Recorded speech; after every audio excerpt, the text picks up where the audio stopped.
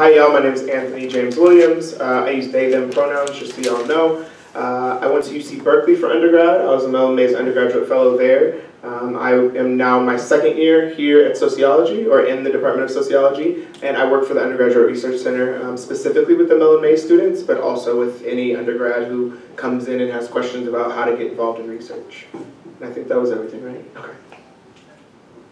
Hi, I'm Lyangela Gutierrez. I went to Rice University and I double majored in psychology and Spanish and Portuguese studies. I did the Leadership Alliance at Princeton, and I'm a fourth year in my PhD program, which is organizational behavior, and it's actually in the business school. Hello everyone, my name is Chanel McLewis. I'm currently a fourth year doctoral candidate here at UCLA, and I'm in the higher education program. For undergrad, I went to UC Santa Barbara, where I double majored in Black Studies and Sociology and minored in education, and there I was also a McNair Scholar. So I know, Anthony, you're actually a community college alumni. So can you describe your community college experience for us? And just like after that, tell us, like, was it difficult for you to get involved in research and prepare for a PhD program as a community college student / transfer student? For me, I went to Solano Community, so I'm from Vacaville, California. I went to Solano Community College, I went to Laney, I went to Merritt, and I went to one other that I'm forgetting. But I went to all these different community colleges because from 2007 until 2013, I was in community college for many reasons, right? I had to work. For the first 2 years, was part of an acting program, and that's what I did professionally for a while. And then I quit that, right? So then I had to go back and start and do other GEs, and then I transferred. So the most difficult part while being in community college was like balancing work and school and trying to get good grades and then thinking about where I want to go. And then getting here, so there were no research opportunities at my undergrad institutions that were community college institutions. So when I got to Berkeley, that was something I wanted to do. So I just sought a lot of them out. So it wasn't difficult for me, but I know that it was difficult for a lot of my peers because that means going to office hours. That means talking to professors directly. That means talking to graduate students. That means going into these centers and being like, I don't know anything. Can you help me, right? So that was a little difficult for me in the beginning, but doing Mellon helped a lot, applying there and doing it. There's also McNair, there's other programs that exist. Those really help, plus they help with the funding. That was always an issue for me. I was paying my way through school, and Pell Grants can only help so much. So yeah, to keep it brief, I had a good time in community college. I took a long time in community college, and I don't recommend that. But what I do recommend, well, like if you have to, you have to, like I had to. But like don't take 7 years if you don't even take 7 years, you know what I mean? However, it did give me a lot of experience. I did get to work through that. And one thing we were talking about outside actually is one of the benefits of that is that I had time to work, and I had gap time in between undergrad, or rather community college and Berkeley, and then I had time between Berkeley and here, which also helped me solidify what I wanted to do, right? By the end, I knew I wanted to get a PhD in sociology for a few different reasons that I could talk about later. And then let's go to Chanel. I know, like you mentioned, you were like a McNair Scholar at UCSB, and then you were a graduate mentor for the UCLA McNair Scholars Program. So can you just briefly describe like how is McNair different from just like a regular undergraduate research program or a research scholarship or a research grant, and like what are the benefits of participating in McNair compared to just conducting independent research without the support of a structured undergraduate research program? So I think it's a really good question. Thank you so much for having me, David. David was actually one of my students in the McNair program, so it's such a delight to see that this program is being carried out in such an efficient and successful way. So thank you for having this program. So to address your question, so I guess one like asterisk before I answer it is one, you don't necessarily have to be in a research program to do undergraduate research. And so one of the things I really want to stress is that point is because I think a lot of times these programs are competitive, and so for many students they are often discouraged from doing research when they don't get into those programs, but don't feel as if that's the only way to do research when you're an undergraduate. You can definitely do independent research under a professor in a lab with a graduate student, things of that nature.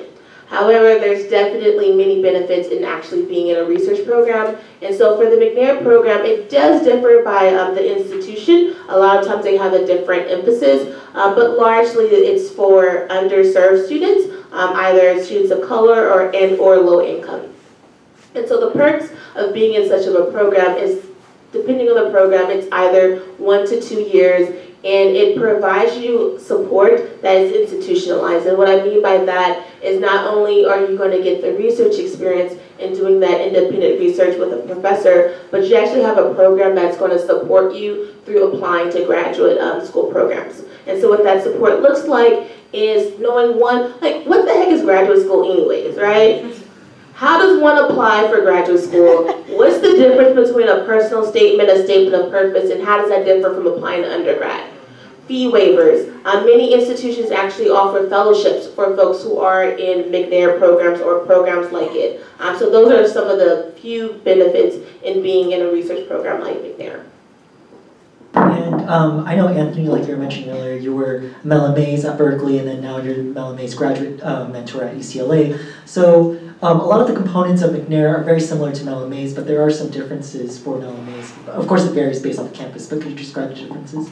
Yeah, so they're both amazing programs, and if you can get into them, then that's always apply. Like, never leave money on the table, and this is money that you can get. The difference is that it's a smaller cohort, so with Mellon Mays, we only accept 5 students each year, whereas here, I believe it's 14. Is that right? Yeah, so the cohorts are 14 versus 5. When you consider how many undergrads are here at UCLA like that, those numbers are ridiculous. What's helpful to know is that not as many students apply as you would think, so then you still have a chance. So I always encourage applying. So there's the cohort size. Funding is very similar. We often compare students, and if they don't choose McNair, they choose Mellon. If they don't choose Mellon, they choose McNair. One of the benefits is that the money, the institutionalized benefits, follow you throughout your career. So I get up to $10,000 of loan repayment for my undergraduate career, $5,000 while I'm in graduate school, and they only do it each year to make sure you really do it, right? Like, you actually go through your PhD, and then $5,000 after, and then there's also small grants, right? So I applied for a grant for $1,500 to get a new computer because mine was old and was worn out. And as like a low-income Black queer student, like, that was not, getting a new MacBook was not easy. So to get $1,500 to do that is really helpful. You can also use that money for like programs and other things. But the support. So although McNair has a social support network, the biggest difference is really the support that continues on throughout. But you do get individual mentorship from graduate students and from professors. You get to do your own independent research as well.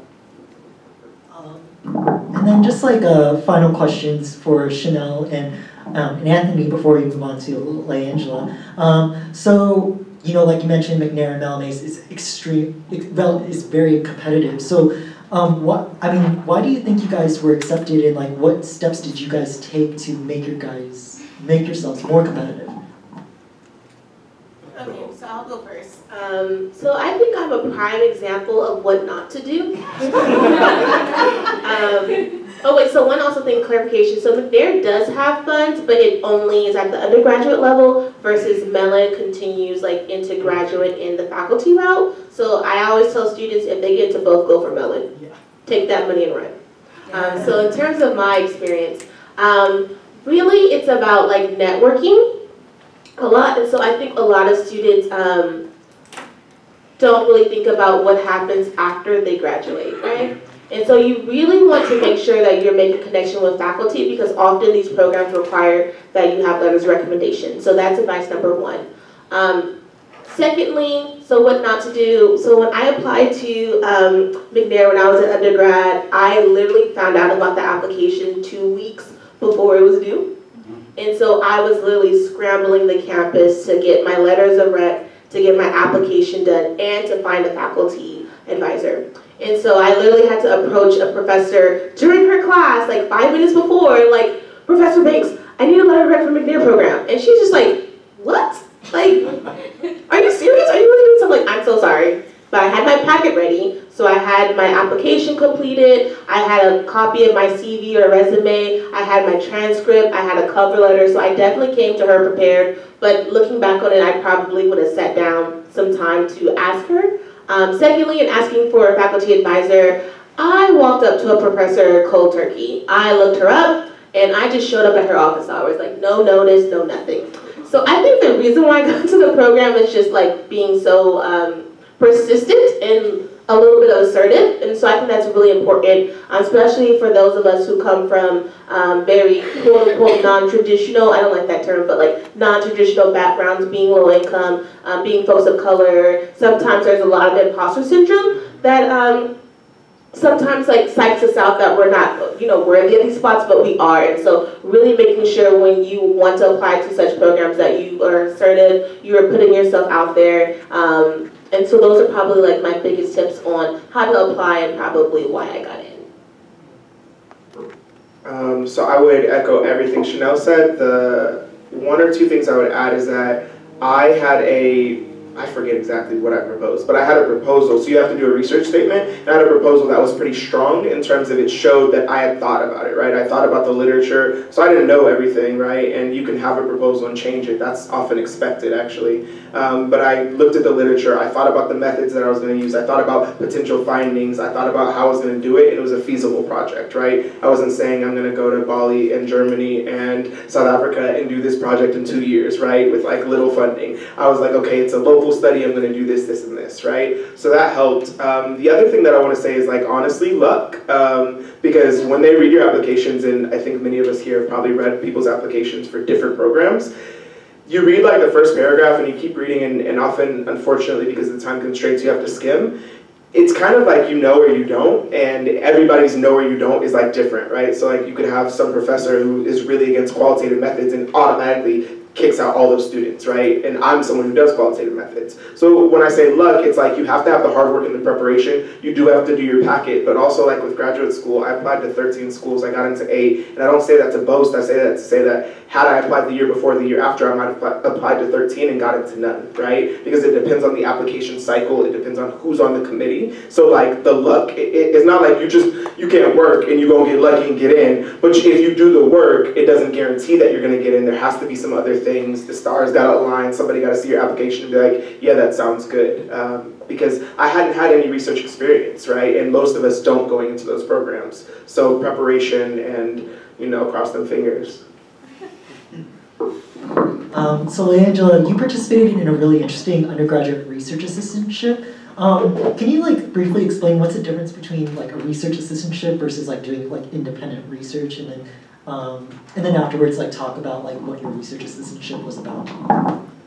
Right, so I didn't do a research assistantship during the year. I've heard of people doing that, but either Rice didn't offer that or I didn't really know about it. But the Leadership Alliance was a summer program, and it's like a funded program where you can do independent research. And so I applied to, 6 or 7 programs. I got into 2, and I accepted the Princeton program. But for undergrad research, I kind of just went to the professor, and I was taking a social psychology class, and I really liked the class and the material, and so I just kind of went up to my professor and I was like, do you have space for a research assistant? Like, I'd like to kind of get into this research. So I didn't, I wasn't in McNair or Mellon, but I still got research experience. Sometimes you just have to ask. Sometimes I just emailed grad students, asked if they needed any help with their work. But yeah, the program at Princeton was just really I Googled stuff. I didn't know that, so when I first started college, I'm a first generation college student, and I didn't know that you had to use your summers wisely, whatever that means. And so, yeah, sophomore year I applied to a ton of programs, I didn't get in. So persistence is key. The next year I, had better focus, better research interest, grip on the research interest, and so I just kind of worked with a grad student mentor, so mentors are great, and I just submitted all my materials, and it was a really foundational experience for me.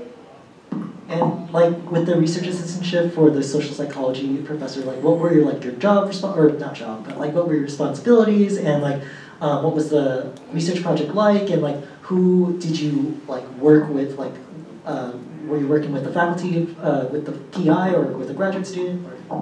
Right.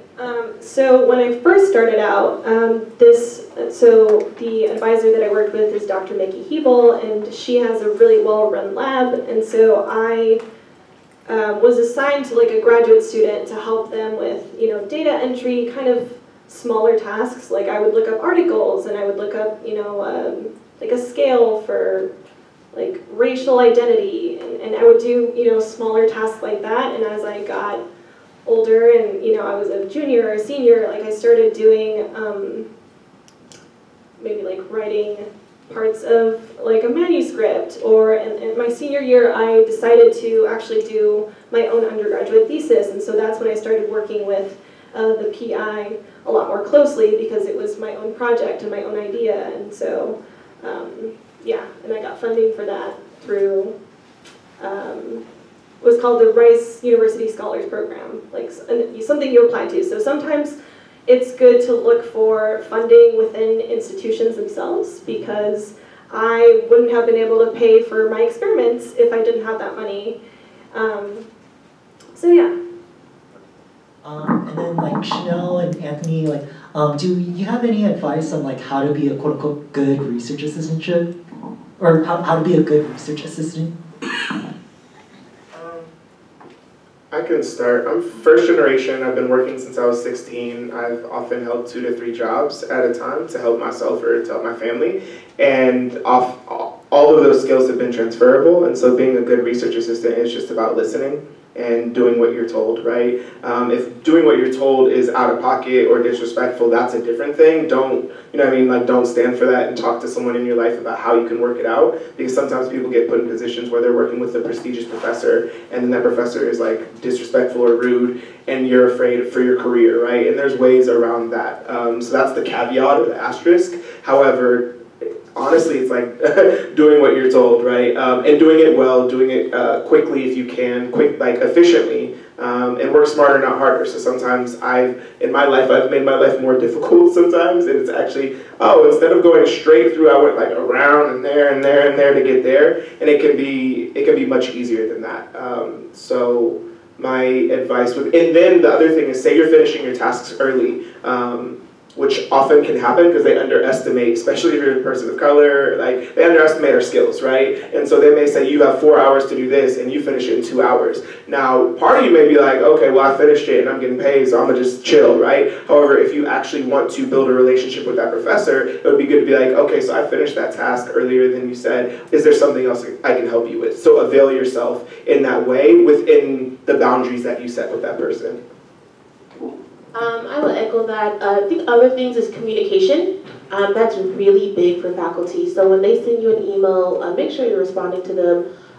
If you say you're going to do something, you actually do it. I think another way in which thinking about what it means to be like a good researcher is, one, to also know that when you're working with this PI, like they're people too, right? Mm-hmm. And so you don't have to necessarily put them on this pedestal that, you know, oh, I didn't do what I was supposed to do, or oh, I don't know how to approach them. They're people as well. So if there are things going on in your personal life, which does happen, like the academy will keep moving through regardless of what's going on in your personal life, like make sure you're communicating that with them. Because you're not always going to be perfect. You're not always going to be that superstar researcher that you hope to be, because things do come up. So make sure you're communicating that. And the reason why I also echo this, the reason why I also highlight that they're people as well. So not only are you there to get the research skills, but these are people who are in positions that you may be aspiring to want to do yourself. So really thinking of them as people, like don't be afraid to ask them questions like, what made you get started on this career path? Or what was your graduate school experience like? Things of that nature. So I think that would be my advice. One quick thing, you may already know this, but when I was in your position I didn't. PI stands for Principal Investigator. So PI, some of y'all nod your head like you know or don't know, but Principal Investigator is usually the professor. Sometimes it could be a graduate student, so I'm doing my own study, I am the Principal Investigator. When you go through IRB, you have to put your professor as the Principal Investigator, but the person doing the study is the PI. We use that term both in quantitative and qualitative work and across disciplines, just so you know. Thank you so much, and sorry for not clarifying. I was like, they might not know. Yeah, totally. Apologies. And then last question, like about research assistantships. Like, what factors should undergrads take into consideration when choosing a research assistantship, and can they even be picky when choosing? Can they, or I don't know? Yeah, I have advice for this, because I met with students often regarding this. And so one is knowing what you want to do. What do you want to do after you graduate? And so what are ways in which, knowing what you want to do, what are the things you need to do to make that happen? And so you really want to find research positions or appointments that are really aligned with things that you want to do. But I use that very loosely. For example, if you have a very specific interest, like for my case, I want to study Black women in higher education and how gendered racism shapes their experiences, I ain't gonna find nobody on this campus who's doing that work. So I need to be a little bit more open about the research positions. So then that requires me to think about, okay, so I know I want to get a PhD. What are the skills that I need? So maybe I'm looking for a position that would really allow me to get more information about qualitative research, for example, maybe doing focus groups. Or maybe this particular professor uses a theory that I'm really interested in. And so like that may be a reason to pursue a particular research position. So being open but not being too far removed from your actual interests. So finding that balance, because I don't really think there's these perfect professors that perfectly align with everything that we want to do, and I think that's a myth that we sometimes pass down to folks when, not only when they're applying to research programs, but also to graduate school. And then Lyangela, I know you were like briefly mentioned like your experience applying for Leadership Alliance, and that's something that all of our scholars are doing right now. They're applying for Leadership Alliance, Big Ten Academic Alliance, and it's very, very scary. So can you like tell us about your experience applying, like more in depth? Yeah. Sorry, it happened a long time ago, so I'm trying to remember. But I think, I mean, you all know this, but preparation is key, and if you can get other people to read your statements or read your essays, that's really helpful. It was something that I did my second time around applying, which is, you know, I had more preparation, and so I actually got into programs. And you know, sometimes getting like a second look or a third look on something that you think makes sense, but to the, you know, to other people outside of the discipline, or you know, even just to another person, it doesn't make sense. It helps your writing, and it helps your research interests be a lot stronger, which helps obviously for the people reviewing the application. You know, they're going to see that you're serious about this and that you actually know what you're talking about. So, and also be early about, you know, letters of recommendation too. I know that for summer programs, I think I asked maybe 2 months in advance, and I would send, yeah. I was like, send, you know, I was thinking about the word in Spanish for whatever reason. Yeah, but I would send reminders, like I sent, like, if they hadn't uploaded it, just be like, gentle reminder, like a month, and then like after that a week, and then, you know, kind of go in person. Because, you know, sometimes these professors are busy, and so it's nothing personal about you, it's just they're busy with, you know, research and everything else. So yeah, preparation is key. Do everything early. I know y'all are already preparing now, so that's great. Actually, when are applications due generally? February 1st, and then the Big Ten. So Leadership Alliance, February 1st, Big Ten, February 10th, but summer undergraduate research program dates, like outside of Leadership Alliance and Big Ten, can vary from January all the way to March. Yeah, so there's still time to review your materials, so I would strongly recommend that. Just so y'all know, in academia, you'll deal with a lot of failure. That's normal, like that's a part of it, and failure should not always be looked at in a negative way. So I applied to Leadership Alliance and didn't get in, you know what I mean? And I'm still here, I got into a different summer program, and I did what I need to do. So know that like you're applying to these things, you hope you'll get in, and you can even will it. You can be like, I know I'm gonna get in, but if you don't get in when you knew you were gonna get in, you still have to be okay with that, because that's a part of our career. And it is a job, it is what we do. And you need to know that going into it, but it's like no different from any other job. You're gonna, like, sometimes you're gonna go for a promotion and you're not gonna get it at whatever job it is, but then you prepare and you do whatever you need to do. Yeah, like my experience, I just told you, like sophomore year I applied to like 14 programs, I didn't get any, but you know, you just get stronger, and that's the good thing about this field, you just get stronger. So something that that we were talking about earlier at the Saturday Academy was handling multiple offers for some undergraduate research programs, and typically these offers have a deadline, right? You have to accept or reject within 2 weeks or whatever they say, or else we'll rescind our offer. So how did you guys handle that process? Like once you received your first offer, did you wait to try to see if another offer that would be better would come along, or did you just like say yes to the first one? So I actually got 2 offers. I got one from Princeton and I got one from Purdue. And I actually got the Princeton one first, and I was, I would recommend maybe waiting if you have the chance to wait, but I was kind of desperate and I was like, yes. And it was, it's a good program. So I was like, oh my gosh, I got in, like, of course I'm accepting. And then I got the Purdue one and I was like, oh, but sorry, thank you, but I already accepted another one. Yeah, so. Hello? Oh. Yeah, I would recommend if you have some time to, accept the offer. Sometimes there are what are called exploding offers, which is like you only have 24 hours to accept. I don't know how common that is, but I've heard of some people having that issue. But if not, especially like if you have a mental ranking of what programs you like better, if if there's a program that's higher on your list that is coming out later, I would say take that into consideration.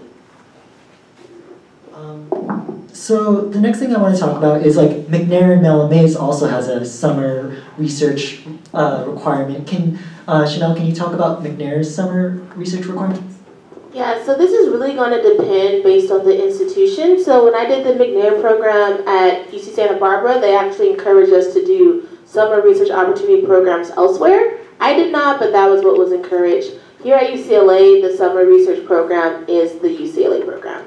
And so specifically what that looks like is that you're pretty much continuing on your research that you have been working on in the winter and spring quarter. You present at a conference. It's usually UC Berkeley's. So McNair has national conferences that happen throughout the year, and so over the summer you will present at one. It's usually UC Berkeley, but last year they went to the conference in Atlanta. And in addition to working on your research with your under the faculty member, but because it's summer, a lot of it's a little bit more independent than what it typically is in the school year. You're also doing a grad school prep summer program in which you're working on your documents for graduate school. So that's including having a draft of your statement of purpose, a draft of your personal statement, you're getting your CV together, you're writing your request for letter of recommenders, as well as thinking of who are 3 or 4 people who you can ask.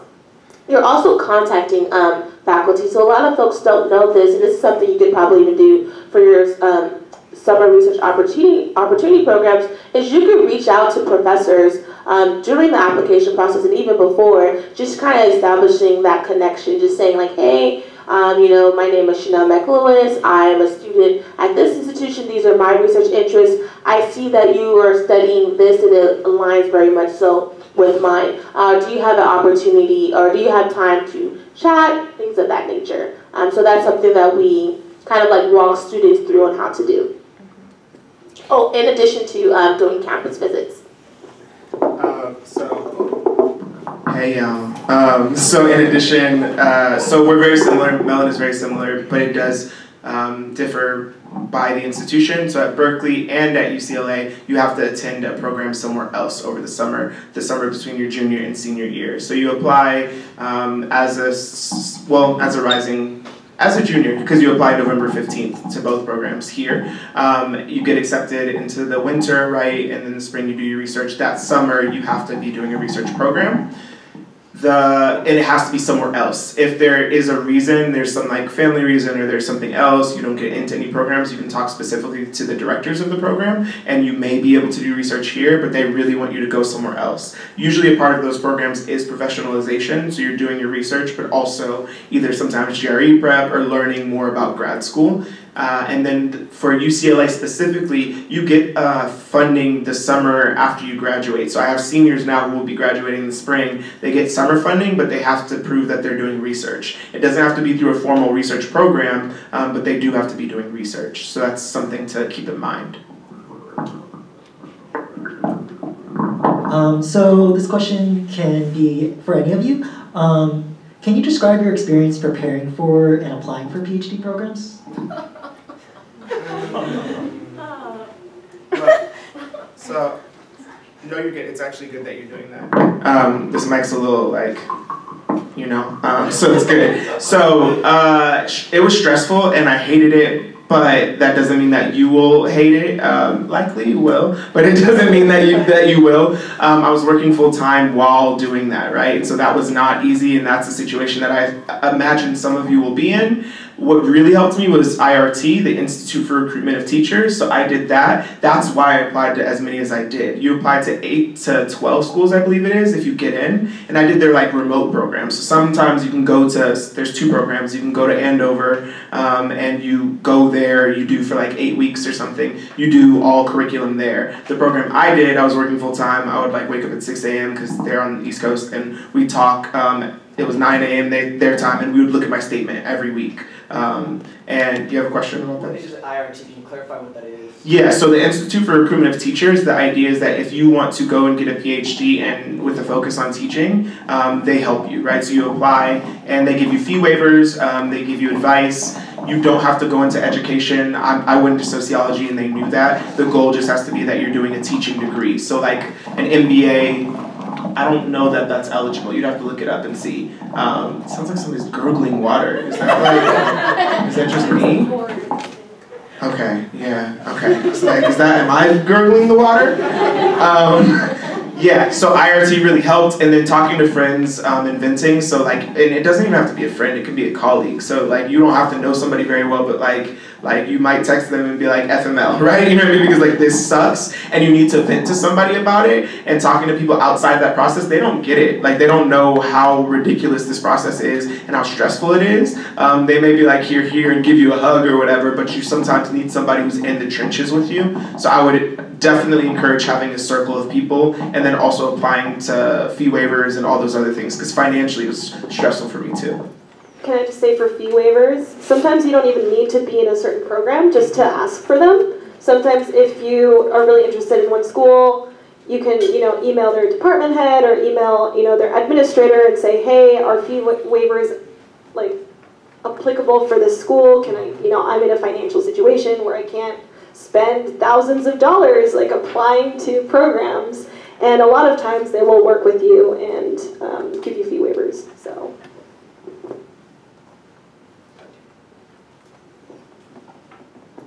I'll keep it brief because I applied twice.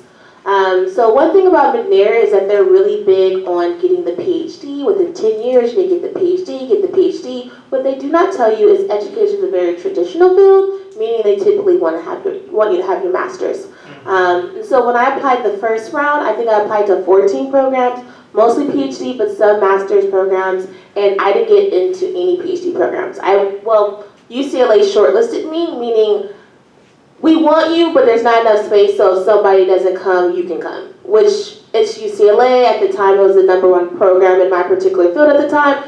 People are going, And so I ended up getting a master's from Columbia University, which is still a great institution, but at the time it's like, this is not a PhD, this is not what y'all have told me all along. But everything works out for a reason, because in getting that master's, it really helped prepare me to really know what I wanted out of the PhD. And so looking back at both admission cycles, I think the difference is that really knowing what you want. So when I applied the first time, I applied to 14 programs, but I was looking for any program that had anything to do with race education. It didn't matter if it was multicultural education, it didn't matter if it was urban education, like the list just goes on and on, but a lot of those programs were like on teaching and leadership, and that was not what I wanted to do. I wanted to study higher ed. So the second time, I applied to maybe like 6, 7 programs, and they were all higher ed focused. And again, do not do this, but the second that I got accepted from UCLA, like, I didn't even wait for the other offers.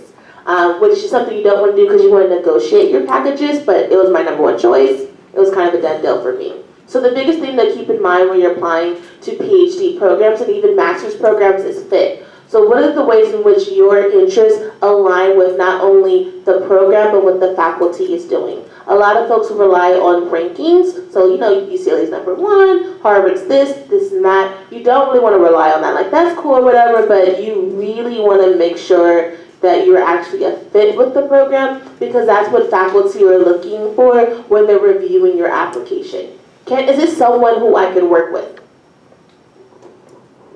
So real quick, last thought, one thing to prioritize is what Chanel was just talking about now, is you want to find schools that have at least 2 people who you can work with, but ideally like 4, because the thing is, you can be applying and that year that faculty can leave, or you can get there and you don't get along with that faculty, or you want to work with these 5 people and none of them get along, right? So it's good to, if you go to a school for one person, you are often, it's a risk, it's a really big risk. So do that, and then we were just talking outside also, sometimes you're applying to fields outside of where you would think. So sometimes I was looking at sociology and African American studies, and I ended up applying to all social programs and some dual PhDs, but sometimes there may be, I have a friend who's now an undergrad who's applying to some social and some ed, depending on who the faculty are in that department. So sometimes think backwards, what do you want to do, right? If you can't do what you want to do with a PhD in a different department, then go do that. Or if you can, and you want to work with those people, because that's a lot of what graduate school is working closely with the professor, then make sure you do that.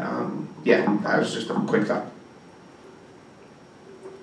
And then we'll start with Lyangela. Like, do you feel like your undergraduate research experiences prepared you for graduate school? Yes. No, I'm just kidding.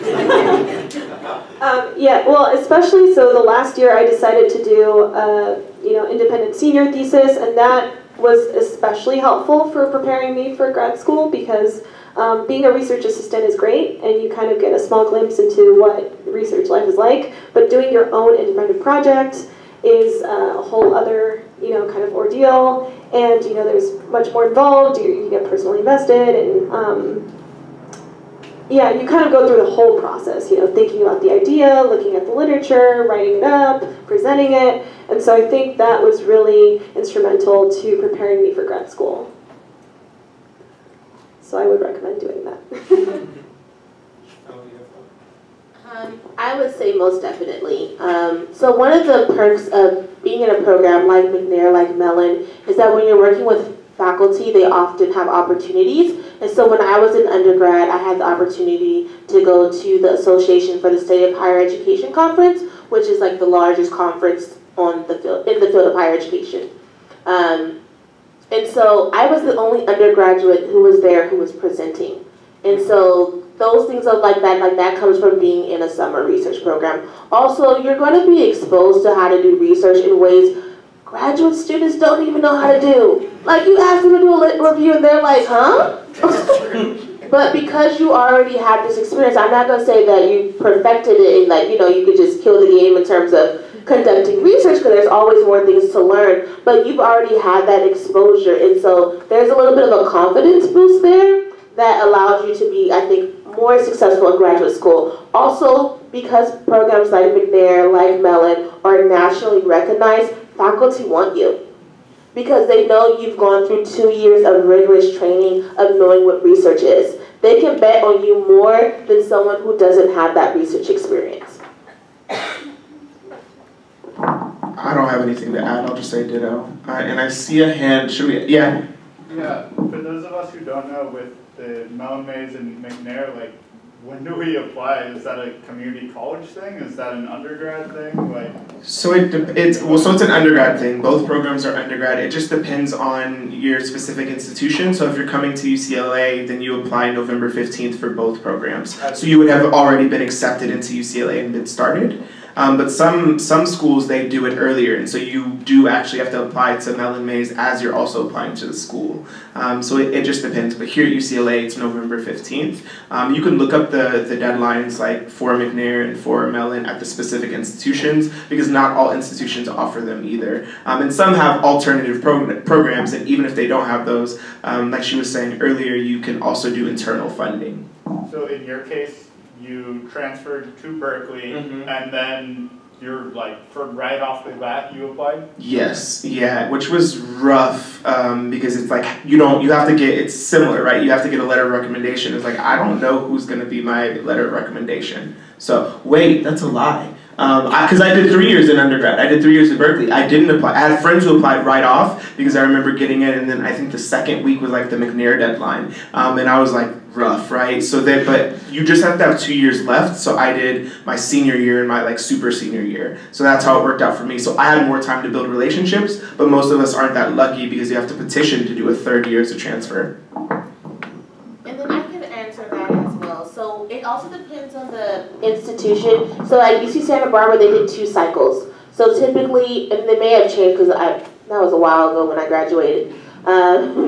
So for the McNair program, when I was a student, if you had started there your first year, you applied and you began McNair the end of your sophomore year, but they did another cycle for transfer students in the fall. Here at UCLA, it's 1 cycle, and although if you're transferring, you're expected to have this application with letter of rec, I will say, like, in actually reviewing the applications, it's quite understanding that folks, are just getting to the institution. You're still expected to do all the requirements, but you can get a letter from your professor at the community college. It doesn't necessarily have to be a professor at the 4-year institution, and it's not necessarily even a requirement. However, my one asterisk is that you want to begin building relationships with faculty immediately, like not just to get into these research programs, but if you're serious about graduate school, you want to start making those connections like ASAP.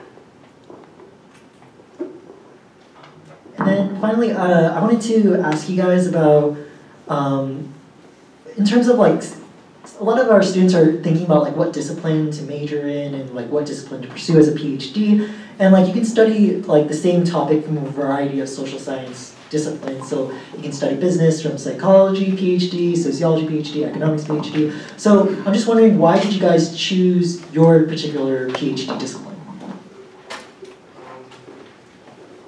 I'll be quick because we just talked about this in the hallway too. I knew that I wanted to study folks who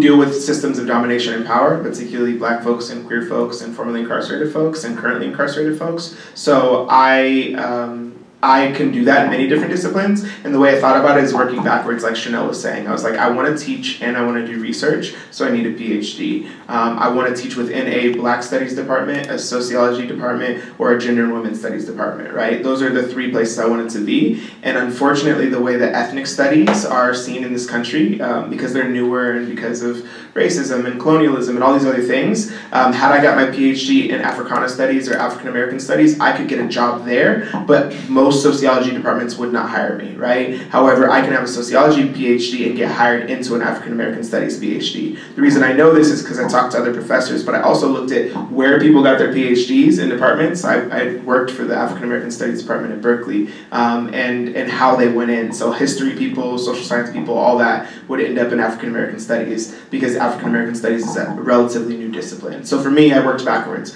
because I was thinking about the job market and where can I get a job with this. You don't all have to think in that way, but that's how I personally did it. I guess to like just quickly add on to that, so I was in a similar boat. I wanted to study black people, like that's just kind of what it was.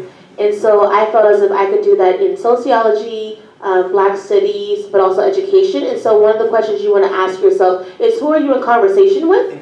And so for me, I felt as if my research interest was more in the higher education world than it was in the other disciplines, and so that's why I chose higher education. So one thing to ask yourself is just really like, who are you more in conversation with? Because that's the place you would want to get your training.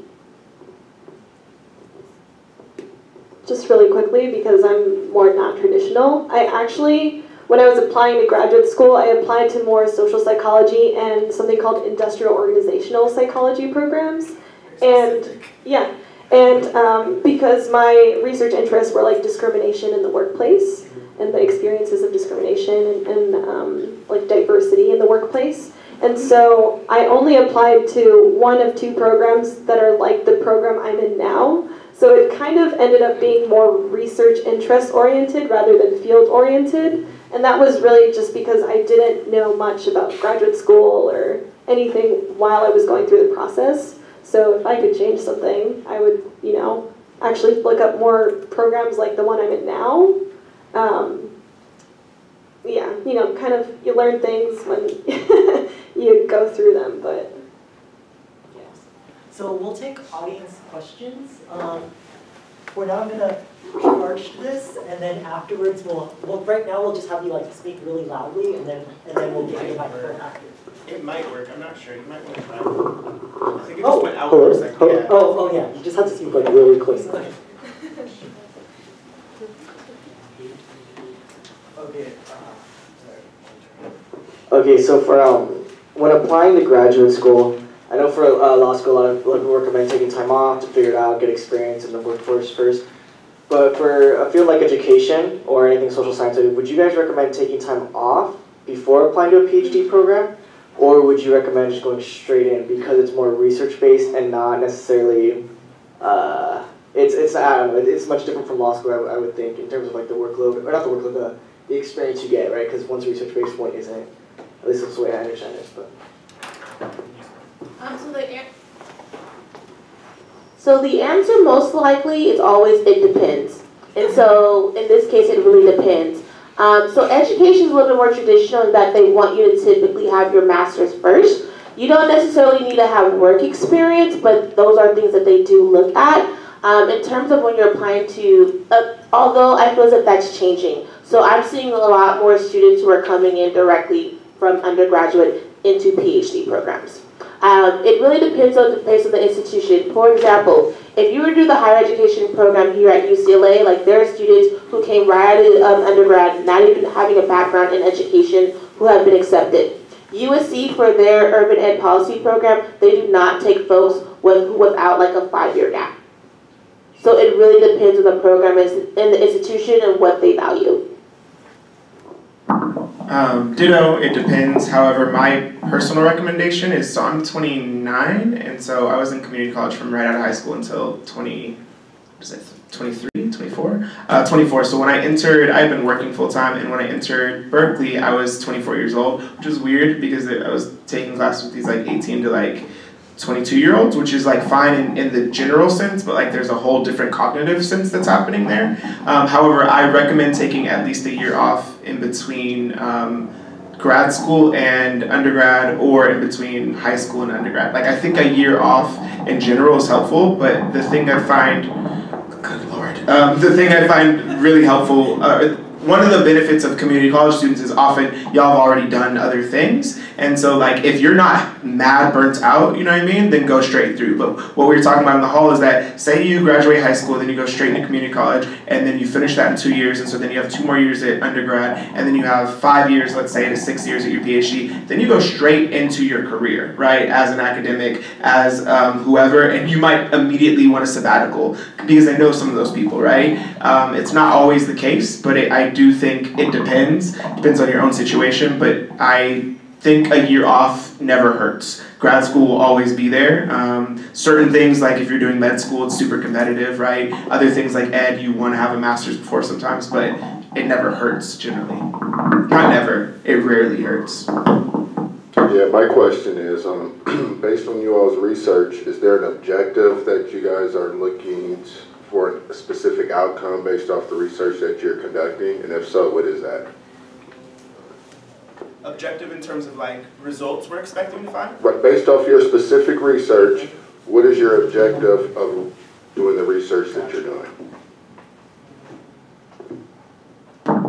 So my master's paper is looking at race in public transit, and so that kind of came about, and I can talk more about that later, but my dissertation, I'm like what you would call a scholar activist, right? I have an organizer background, and so my dissertation is looking at the process of solitary confinement, and there has been some research that's helped legislation shift and other things, and many of us have goals of changing things in the world through our research, and many of the times that does not happen, right? But I do think that there are certain fields and certain ways and certain persistence, as Chanel was talking about earlier, that can do that. So in doing this research on solitary confinement that I hope to do, the goal would be to shift policy in California, so that solitary confinement is not eliminated, although that would be the goal. That's not going to happen through my research, but to add more data to the conversation, add more fuel to the fire, add another brick, even if it's not the brick that finally does it, right, that then helps shift. So I have a more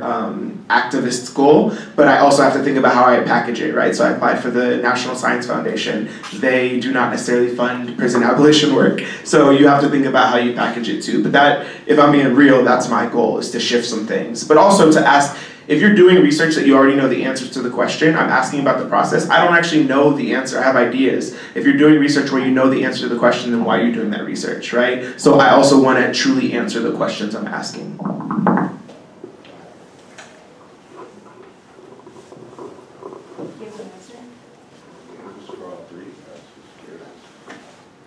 I'll just answer really quickly. I'm interested in diversity in organizations, and I think especially the way that organizations talk about diversity, talk about the policies that they institute, intergroup relations within their organizations. I am also looking to hopefully do research that affects change at that level, and kind of saying like what's effective and what's not effective in organizations for better intergroup relations.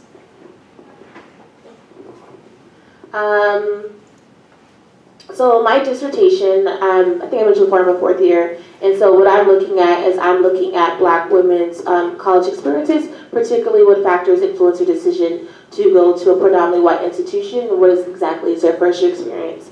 And so, again, I don't really know what the results of the study is going to be, but I think there's a particular way in which Black women, specifically Black undergraduate women, don't get talked about, and this is not only in the research, but this is also in our policies and practices. So if we think about My Brother's Keeper. And so my hope through this research is to kind of center the voices of Black women's experiences, and what are ways in which we can make changes for them. And I don't think it's necessarily going to change the entire world, but there's small things we can even do at the institutional level, such as having an institute for Black women.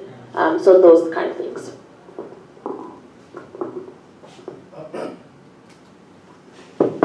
There we go. I know you guys talked about a little bit of when you guys were applying to different research programs, and you mentioned looking at who was doing what research and applying based on the faculty that's in the program. My question is, it's a kind of a two-parter. The first part is, how do you find out what research is currently being done? I'm not sure if there's a database that does that. How do you guys find that out? And then the second part is, you mentioned negotiating packages, not coming on the first offer. What exactly does that mean? How do you do it, and when would it be appropriate to do so?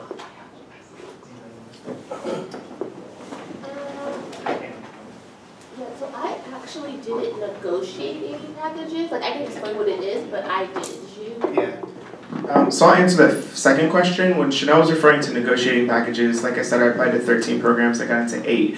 One of them was Harvard, and as a first-generation Black student, I almost immediately just went with Harvard. However, when I thought about who's doing the work there, I thought about who would my advisor be. I thought about what would the Anthony be who came out of Harvard versus what would the Anthony be who came out of UCLA, and is there genuine care in Harvard, or is it just about a name recognition, right?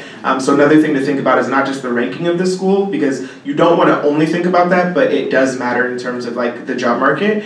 However, you want to think of the ranking of the department, right? So sociology at Harvard is different than just Harvard, although they're both top programs and schools. So in terms of negotiating, Harvard is a private institution. UCLA is a public institution. UCLA could not do as much for me, but by having the letter from Harvard, I was like, yo, they're offering me this much money. It's something like $32,000 a year, right? UCLA, when I first got in, I think was offering me $19,000, and then I got a fellowship to where it bumped up to $25,000.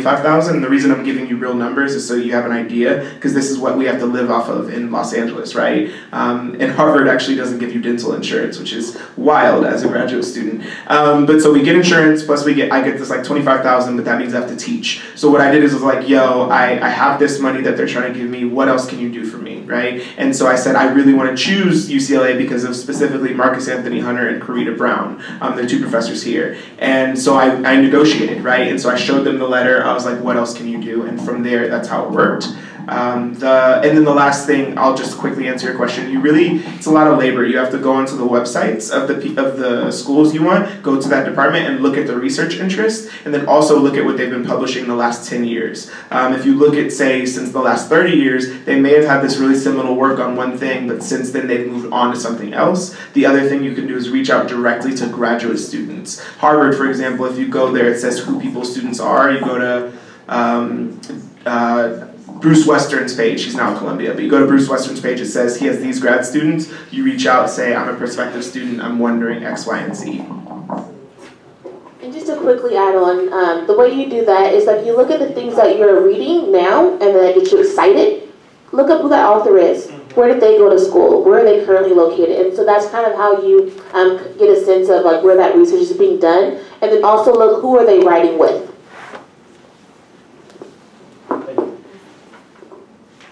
Yeah, just to quickly add to that, sometimes professors don't have lab pages or don't have a ton of information about the research. So sometimes if you look at Google Scholar and you look up their name, they'll usually have a profile. You click on their profile and it'll tell you the most recent articles that they've been publishing. Hi, so my question is, Chanel, earlier you mentioned imposter syndrome.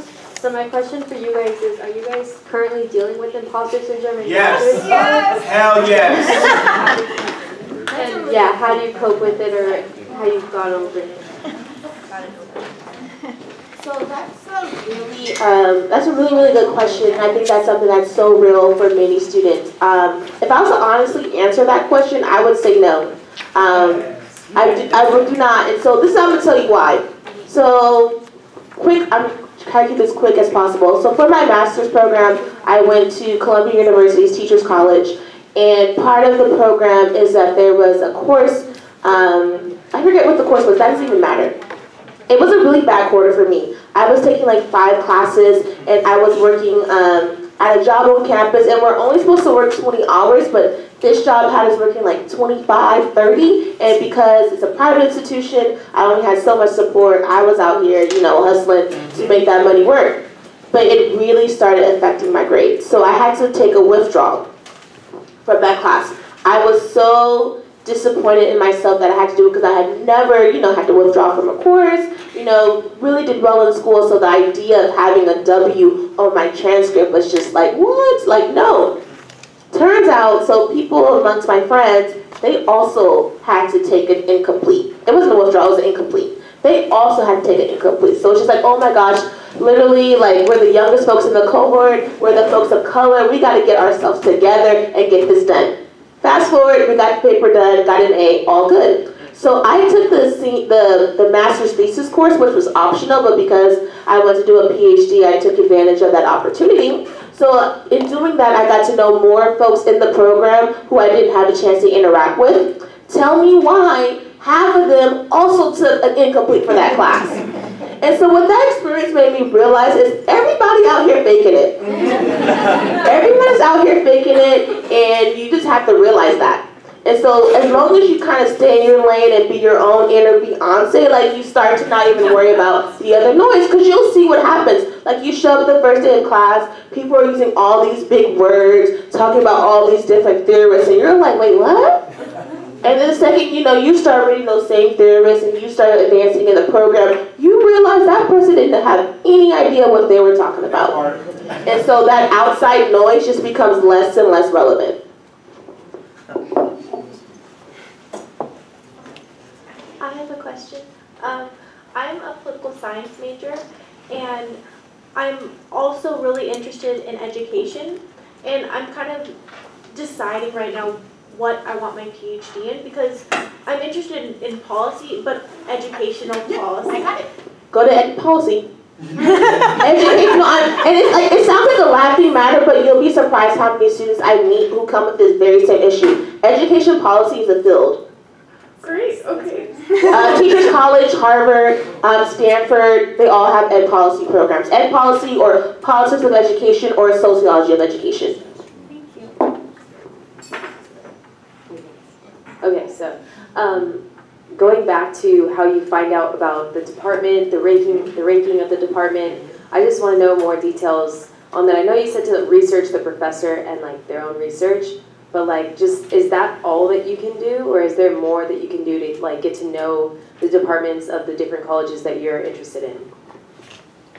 The easiest thing is to talk to grad students, honestly. So you go to the website, you find out things from the website, you talk to professors who either, if you talk to professors, even if they went there, they're going to be like, it's changed, because it changes every few years. So talk to the current grad students, because they know the best. Often, like I said, you just reach out to them. And we're all grad students who agreed to do this, right? You know what I mean? Like, Chanel's worked with David. I didn't work with David. He, like, found me, right? And then was like, hey, can you do this? And I was like, yeah, I'm down, because as a community college student, it's important for me to give back and to help as many people get into grad school as possible. Not all grad students are like that. Not all grad students are going to give you good advice, and so you take what they say with a grain of salt, right? But I would find the few black grad students on each page, and I would email them, you know what I mean? And then when there weren't pictures, I would like look at the last names and be like, you sound black, right? Or I would find people who were of color, and I would find people who were doing similar research to me. So sometimes it wasn't always black, sometimes it was white folks too, sometimes it was people of color, or neither. But like, I, as a black person doing black research, like Chanel was like, where can I do this? Who is gonna support me? But yeah, and so there's other things you can do, but really I recommend talking to grad students, doing your Googles, and because there's like gossip websites, but those are not helpful. Like, those are horrible. They're just bad. Each field has them, and they're terrible. I don't advise you to go to those, so I won't even mention any of their names. But yeah, grad students. And one caveat, I do not like US News rankings, but I think it's a really good source in terms of just like having like your first exposure to programs. So like, not only are institutions ranked, but they're ranked by programs. So if you're interested in higher education, you can see who are the top 20 programs in higher ed. Again, those rankings is just like a carrying out of white supremacy, so I'm not for them. However, like, that gives you an idea about the programs that do exist. So I think we'll wrap up with one question, and then you guys can always do like a meet and greet after. I just wanted to first and foremost say thank you so much for, this sounds weird, but existing, because in my mind you guys exist. So to see you like as tangible people that I can touch, I'm not going to touch you, but that I can touch, it's like you are all on the other side, and I hate that we're too non-traditional, so thank you so much for being here and having the energy on a Saturday on a Saturday night, well, afternoon. But this is specifically for Chanel. So I heard you stated that there's nobody here at UCLA. Like, I'm so glad you kind of burst that bubble and that being realistic. Okay, there's nobody here that's doing specifically your research. And I got really excited because I want to study the higher educational trajectory of student parents. And I am doing a bunch of research, and I don't really see it differently. So I seen that you said, okay, I have to develop then tools or find something outside that'll still add to kind of my research. Would you, I mean, did you mean that for undergraduate, and how did you navigate that? Like, how did you still always center your research and not lose focus of that? So that's a really good question. Thanks for asking that. So for undergrad, it was a little bit different. I studied something different. I pretty much studied what my what PI was studying, and so that was actually community college transfer students' experiences. And then for my senior thesis, it was on Black students' college choice. But for graduate school, which would still apply for undergraduate, you really just want to think about who are the people who are going to help me carry out the work I want to do. And so that can mean very different things depending on who you are. So maybe you have a really good grapple on the theory you want to use, but you need help with the methods. Or maybe, so in your case, you want to study higher ed and parents. So maybe UCLA will be a really good fit in terms of like, it's a really good program in terms about knowing about higher education and access, but that's what makes you unique. You're bringing in that particular lens. Like, that's how research works. Like, no, it's never like you completely follow someone else. You're always bringing in your contribution. Thank you so much. Thank you. Okay, so thank you. Can we give a big round of applause?